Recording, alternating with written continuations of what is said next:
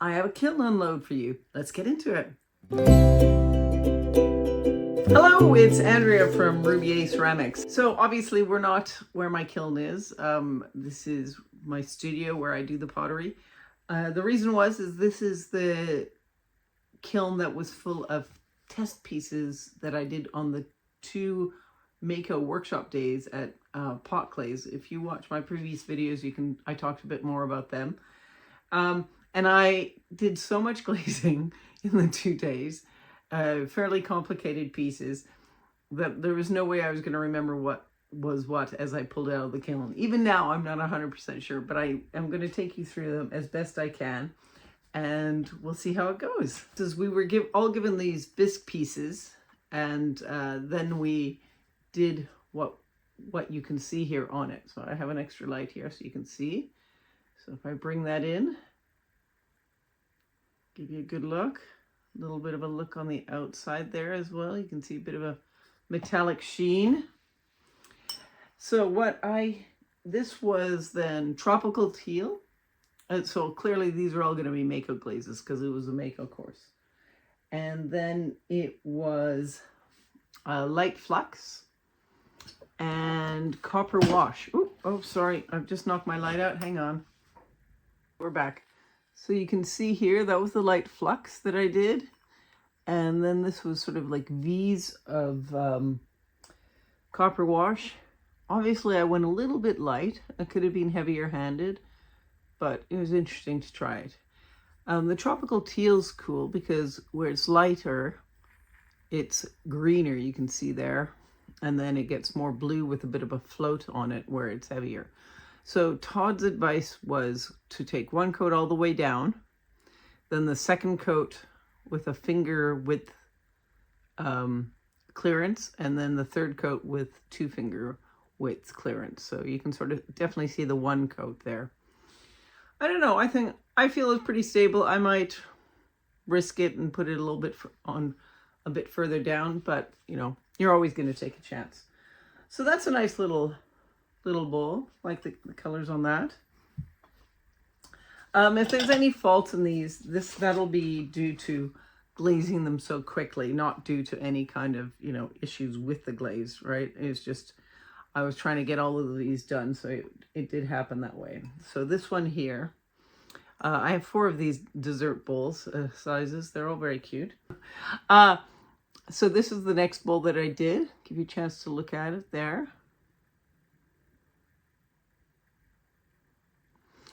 So you can see there's a little bubble there, but that I put down completely to me, not to any fault in the glazes. It was just, I was glazing quite quickly, and if I just missed a spot, it would have been easy to come over to miss it.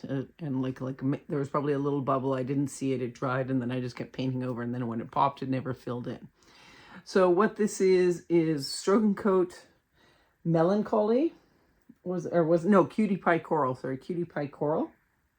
And inside was V's of light flux. Just trying to see where it was. Yeah, V's of light flux. And then it was then more Stroke and Coat. I'm not sure of the colors. Sorry, I think it was Candy Apple Red. These ones. And then over top of it was, and you can see at the bottom here, toasted almond. Because part of what they were trying to show us was that lots of the low fire or glazes that were developed for low fire can be used at a higher fire.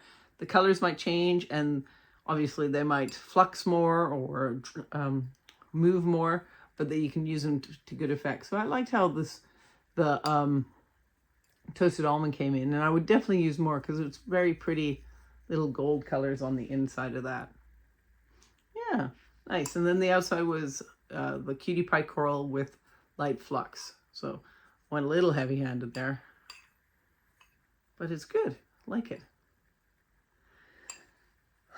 So should I go through all the bowls, or should I mix it up? Maybe I'll mix it up. So this was a fun project.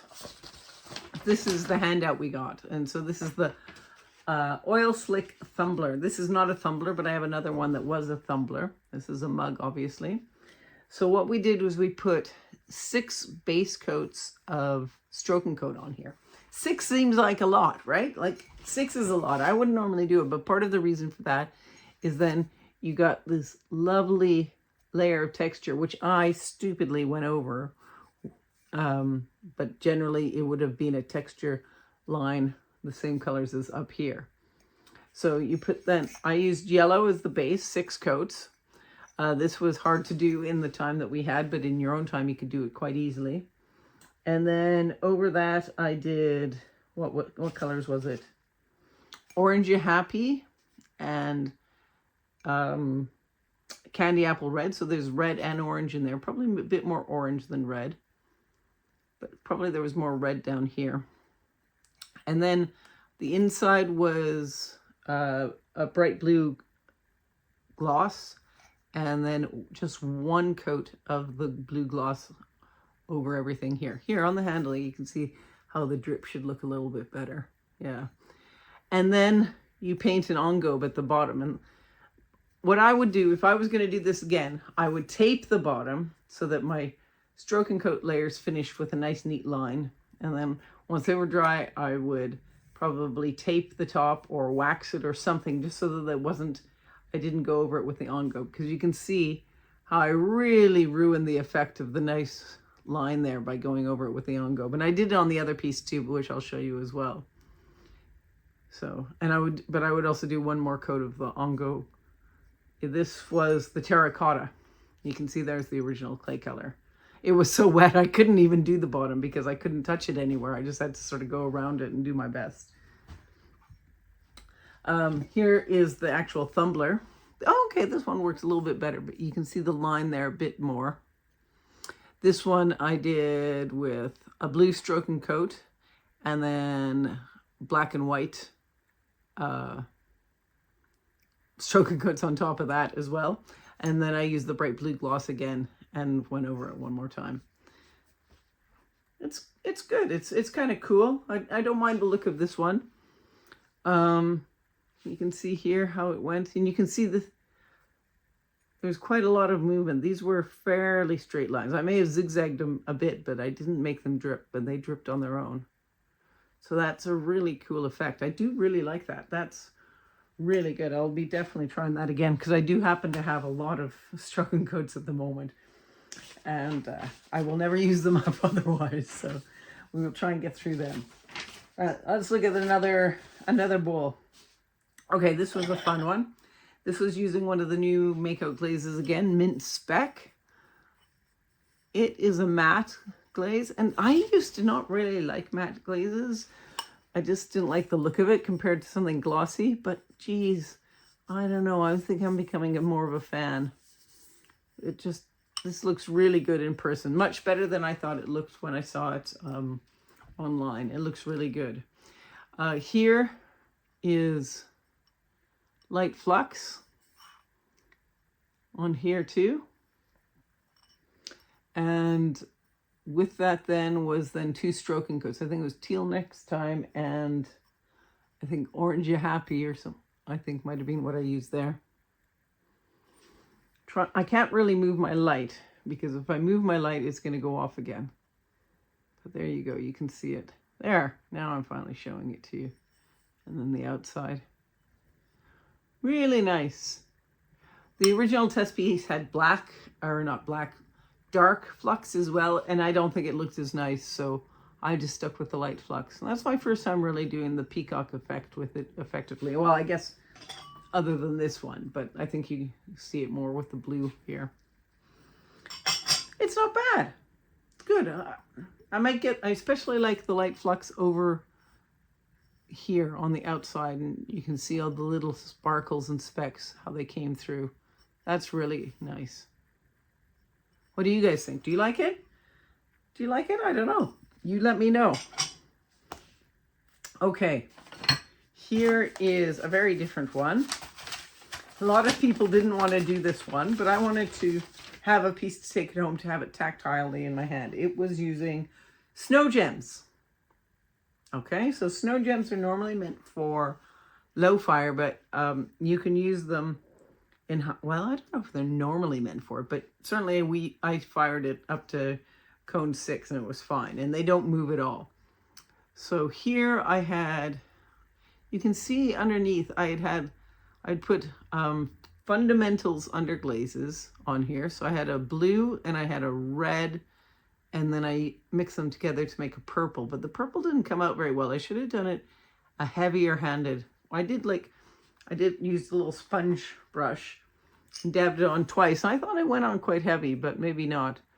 But you can also see how the red kind of isn't so easy to see. So maybe it's just a choice of colors. I don't know. And then on the top bit, I put milk glass over that. And I thought they might, I just want to see how the milk glass looked over it with the snow gems. There's the inside, and that's also those underglazes with milk glass. What do you think? It's kind of cute. I think it'd be all right. I might, I like this shape. Not that I can wheel throw it, but if I was going to buy bisque, and I might get this shape. It's really kind of cool. Okay, I will show you. I will show you the random mug that I don't know. Oh, sorry, if there was a project or if it was something else, because I have this one, and it's on a mug. But I do not have a mug with those colors on it. So I cannot say if I have it or not. Or so if I can't say whether I left it at the workshop or if I just went off piece and did something. It was nearing the end of the second day. And I brought home 12 pieces. So it's not like I was, could easily see I was missing something if I did forget it. I don't think I did. I think I did this instead. So here I did teal next time. And you can see down here then the layers, right? So that's 1 layer, 2 layers, and then 3 layers. So it's quite a difference in the color, but that's good if you want to have a variety, Love a glaze that can do different things depending on how you use it. And then inside I did marbling. They also showed us how to do a marbling effect. And this was with the stoneware glosses, because the stoneware gloss glazes don't move. So this is, let me see if I can get the light right on it. Ooh, come on. There, trying to bring it in there. So real kind of tie-dye effect, really, more than anything. It's cool. I would definitely try that again with some different gloss glazes. And all in all, this is probably my favorite piece for the simplicity of it, but I do like a few of the others. So hold on and I'll show them to you. Right, so this was one of the really interesting dishes that I did. Let me just pull up what it was. Sorry, trying not to make so much noise, but it haven't. So this was again using some of the new stuff that came out this year. So again, the terracotta engobe, you can see I put it down wet, and so you can see the white underneath. Don't put it down wet, put it down when it's dry. But again, this was near the end of the day. In fact, I'll put up a short that Sarah Hallam from Sarah Hallam Ceramics took of me trying to paint this, and it was I literally took the brush and went out like that and went, with it dripping, and just gobbed on one coat because I didn't have time to do any more. And then I had it sitting on top of my car in the early parts of the storm that came through the UK before it was raining, with just the wind, trying to get it dry.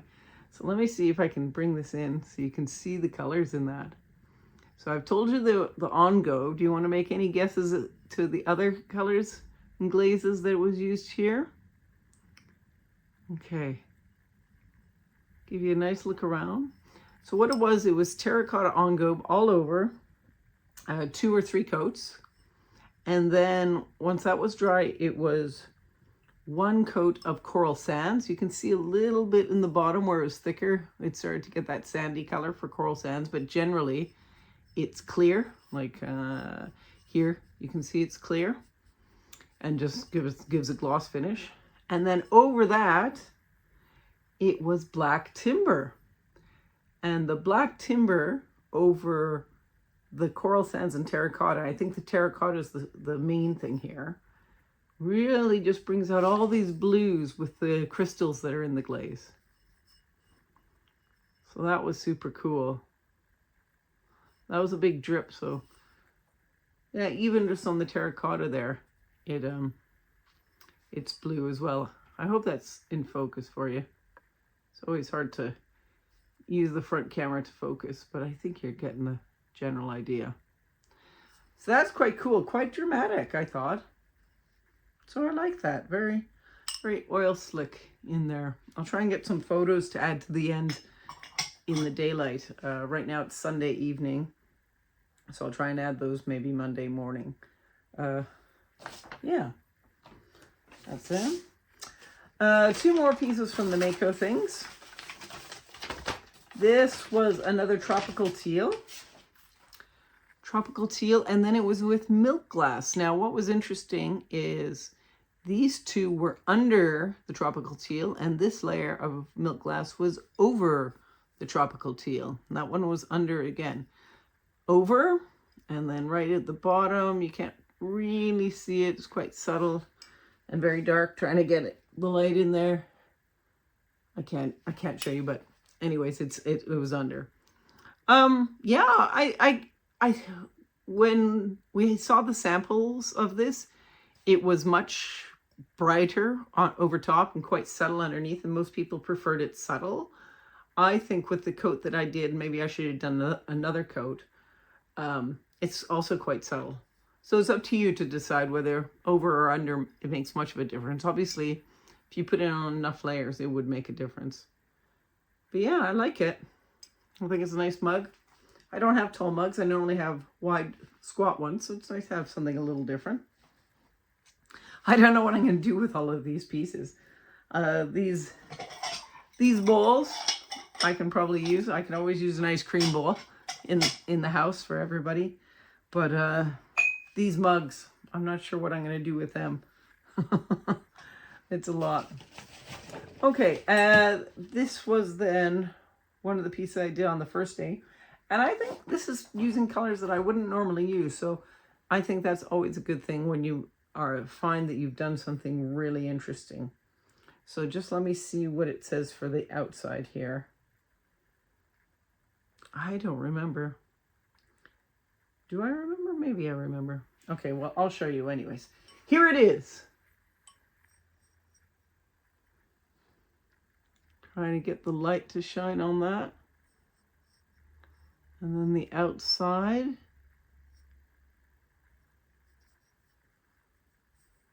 So, what was it, you ask? Well, the 2 glazes I used were amber quartz, which is a stoneware, which is this one down here. And then over top of it, it was a jungle gem, or crystal gems, blue guppy.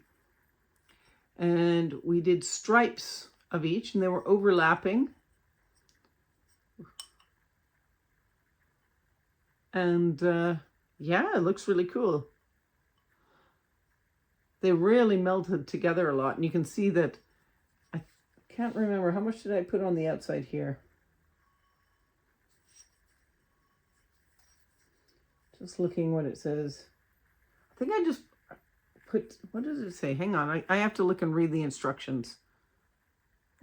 Interestingly, the instructions don't say what the outside of the bowl was, but I think I know what it was. I think I had coral sands all the way down, and then I put blue guppy to about here, because you can see the darker line there, right? And then I think it just dripped down, so I am lucky it didn't drip past. Really lucky. But no, it didn't. It stopped everywhere, so that was fortunate. So be careful. On the inside, go crazy. So yeah, this was blue guppy, amber quartz, blue guppy, amber quartz, blue guppy. And then over top of the amber quartz, I put, and they were overlapping each other a bit. In the middle of, I put a little bit of blue guppy in the middle as well. That wider one. This one was just the amber quartz though. It's cool. Interesting effect. Not sure I would do a whole set like that, but it kind of gives a bit of a cenote look to it, doesn't it? Yeah. So that is it for those pieces. I do have two more little pieces to show you. This is my own from some molds I have, some early Christmas testing, probably not that early when you think about it. And this was just jade Celadon from Mayco. So this is the only non-Mayco products here. And on the back was Storm, again from Mayco, because I had it open when I was doing the other stuff. So I'll do one the other. I put one more coat on this one to this one. I don't think that makes much difference. I think it's pretty much sort of the middle of when I had when I was using dark green with wasabi. So that will save me at least to have one glaze that does it all, or does the shade that I want. So it's okay. It's light green. I thought it might be a bit, I don't know, zingier somehow. So I don't know. I might try putting an underglaze underneath it and then a Celadon over top and seeing how it looks.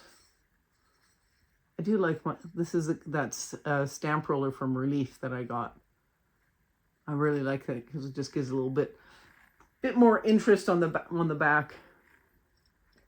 Cool. Well, that's it. Short but sweet. Hope you enjoyed it. If you have any questions, do ask them.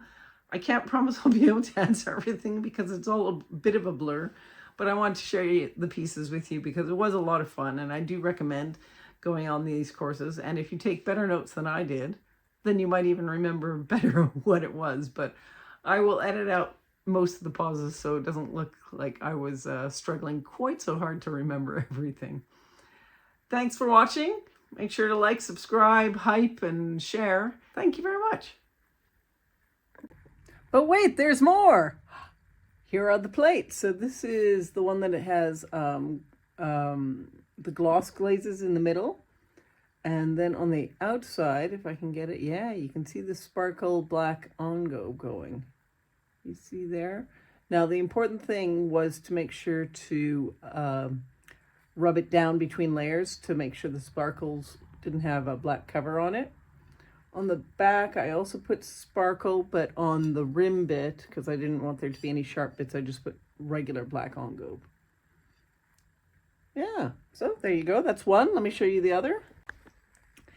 This was then just gloss glazes. So red gloss and bright green. You know, I did sort of like a swirly pattern, you know, spin art kind of idea going with it. Yeah, there you go. The last two. I'll put pictures up of everything after this as well, so stick around for that.